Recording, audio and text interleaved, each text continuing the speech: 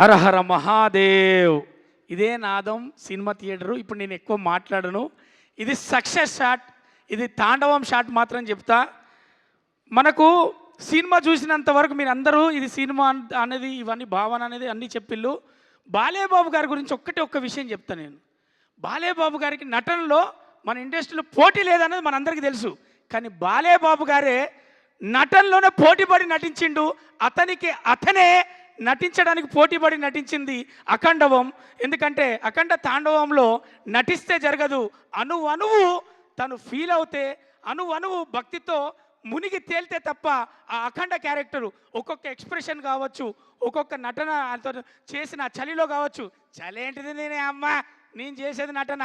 ఒకటే చెప్తున్నా, తెలుగు మన టాలీవుడ్లో నందమూరి రాముడు, మనకు నందమూరి తారక రాముడు ఎలా అయితే బాధ్యతగా మనకు సినిమాలు అందించాడో, తన తనయుడుగా సినిమాలు అది సాంఘికమైన అది ఏ పాత్రలైనా చేస్తూ ఈరోజు అఖండ తాండవం ద్వారా అతనికి కావలసిన స్థానంలో కూర్చొని మన చేత గౌరవింపబడుతున్నాడు.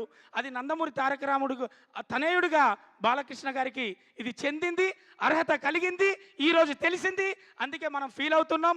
ఇక ఒకటే చెప్తా, ఇది సక్సెస్ షాట్. అమ్మా తెలంగాణ ఆడబిడ్డలారా, అక్క చెల్లెలారా, తమ్ముళ్ళారా, మన సర్పంచ్ ఎలక్షన్లు కూడా అయిపోయినాయి. ఇక మీరు కదిలి సినిమా థియేటర్లో పోతే ఈ సినిమాని గెలిపిస్తే మన అందరం కూడా సినిమా కాదమ్మా ఇది, మన పిల్లలకు, మన ఆడబిడ్డలకు, మన తల్లిదండ్రులకు అందరితో పాటు చూసే ఒక బాధ్యతతో కూడినటువంటి సినిమా మనకు బాలయ్య బాబు గారు, బోయపాటి గారు, తమన్ గారు ముగ్గురు కలిసి మనల్ని అందరికీ ఏం చెప్పాలో, ఏది చెప్పాలో, ఇప్పుడు కాకపోతే ఇంకెప్పుడు చెప్తాం, ఇది కాకపోతే ఇంకేది చెప్తాం అని ఒక భావనతోటి మనకు అందించినటువంటి చిత్రాన్ని మనమే చూడాలి, మనమే విజయవంతం చేయాలి. ఆడబిడ్డలకు, అక్క చెల్లెలకు, ప్రేక్షక దేవులందరికీ నేను విన్నవించుకునేది మాత్రం ఇది ఒకటే.